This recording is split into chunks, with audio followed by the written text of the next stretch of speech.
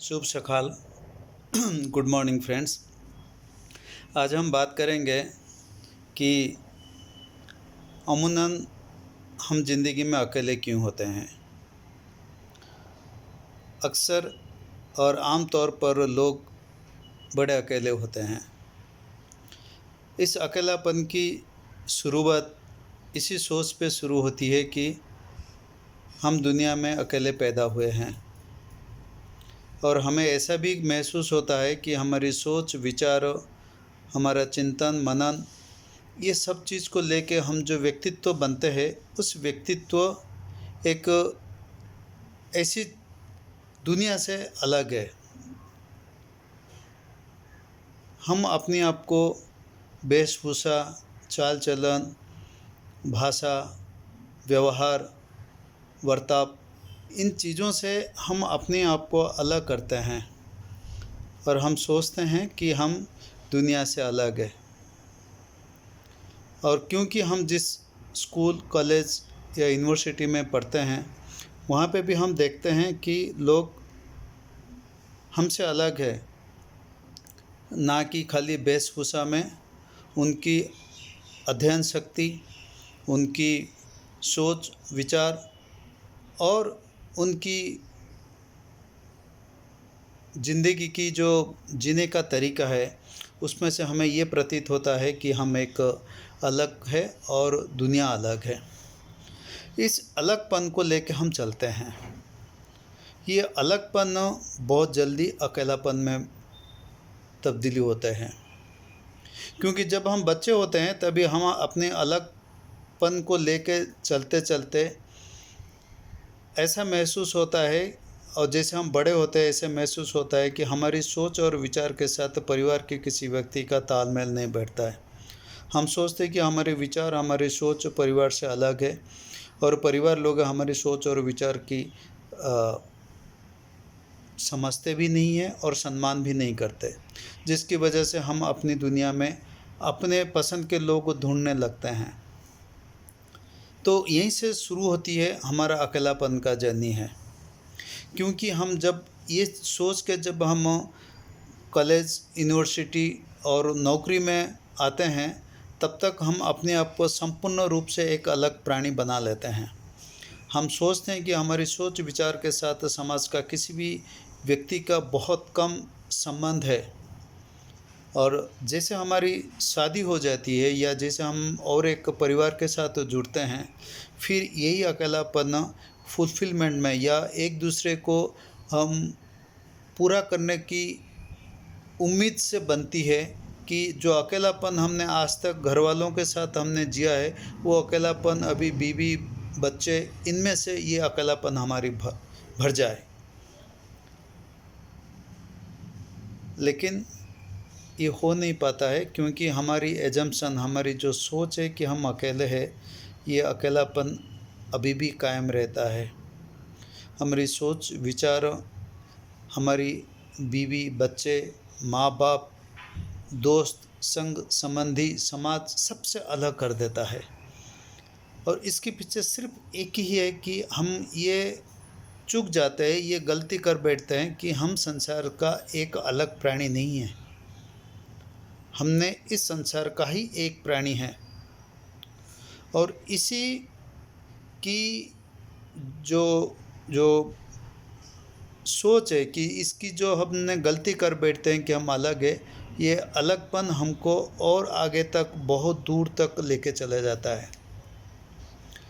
और जब कभी कोई त्रासदी होती है, चाहे पारिवारिक, मानसिक, या जैसे कोरोना ऐसे समसामयिक या समय के हिसाब से, फिर हमको ये अकेलापन पे हमारा यकीन हो जाता है कि हमारा कोई नहीं है, या हम जिसको समझते हैं कि जो मेरे हैं वो इतनी मेरे नहीं है जितने हम समझते हैं। और ताजुब तो इसी बात की है कि हर कोई व्यक्ति ऐसा सोचता है। जैसे मैं सोचता हूँ कि मेरी बीवी, बच्चे, माँ बाप इतने करीब मेरे नहीं हैं, तो मेरी बीवी, बच्चे, माँ बाप को भी ये महसूस होता है मैं भी उनके उतनी करीब नहीं हूँ। तो ये अकेलापन का जो बोध है, ये हमारे साथ मरते दम तक रहता है। और इसके पीछे सिर्फ एक ही सोच है, जो गलत सोच है कि हम अकेले नहीं हैं। जो विचारधारा, जो चिंताएँ, जो सोच ये हमने ली है, ये सारे समाज का ही है। और ये जो समाज की लेके हमने जो जो मैं को हमने सृष्टि किया, मेरी विचार, मेरी बुद्धि, मेरी क्षमता, मेरी पदवी, मेरी धन दौलत, इज्जत शोहरत, ये सारे चीज़ को लेके जो मैं बनता है, ये मैं की कॉन्शियसनेस इतनी फल्टी बेस पे बनती है कि ये किसी भी वक्त समझने की तैयार नहीं है कि ये जो मैं है ये उन्हीं से लिया हुआ चीज़ है। अगर हम आत्मज्ञान हो, अगर हमको सेल्फ नॉलेज की एक परिभाषा या हमको आत्मज्ञान की कुछ निकटतम देश में, अगर निकटतम स्तर में हम पहुँचे हैं, तो हमको ये महसूस होगा कि जो मैं जो कलेक्ट की गई है, ये मैं नहीं है, ये मेरी ज़रूरतें हैं। और जैसे मैं सोचता हूँ वैसा भी दुनिया सोचता है। और ये जो सोच है, ये सोच की जो गहराई है बहुत कम है। They like you know we have heard the beauty is skin deep. तो वैसा भी हमारी सोच शायद उससे भी कम है। हर क्षण, हर वक्त बदलता हुआ, हर वक्त अपनी अहंकार, अपनी ज़रूरतें, अपनी स्वयं को बार बार एस्टैब्लिश करता हुआ एक ऐसी गलत मैं के अधीन हम हो चुके हैं। तो हमको ये समझना चाहिए कि जो मैं, जो संसार की जो सारी चीज़ों से इकट्ठा करके पढ़ाई लिखाई, एजुकेशन, नौकरी, धन दौलत, शोहरत, इज्जत बेइज्जत, नफ़रत, जो सारे चीज़ों से हम गुजरते हुए जो इकट्ठा की है, वो उसकी एक टुकड़े में नहीं हो सकता। ये सारे चीज़ को लेके हम हैं। So the me is the entire consciousness of the all the things that has contributed to my wellbeing.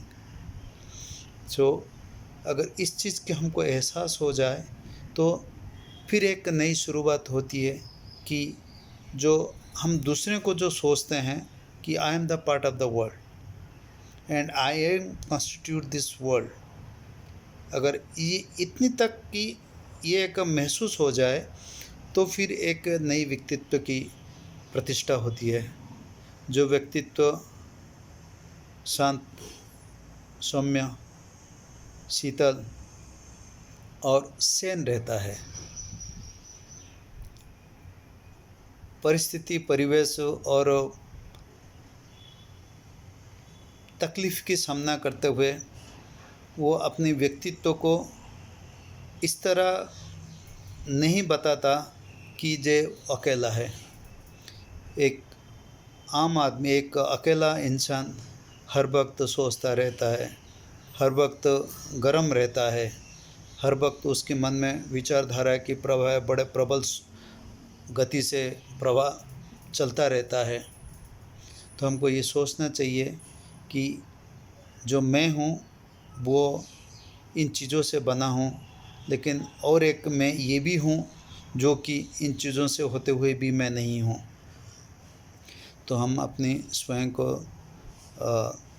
देखें। हमारी विचारधारा के परे जो है वो हम हैं। हज़ार सोच, हज़ार लाखों विचार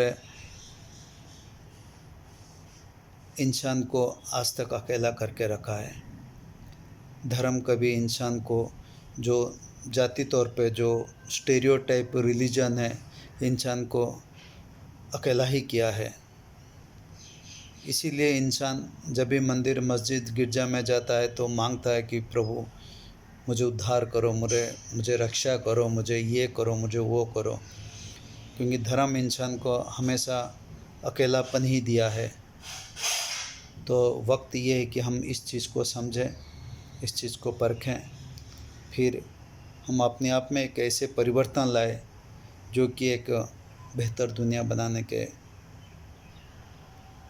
हमारे साथ है और हम एक बेहतर दुनिया बनाएं। धन्यवाद।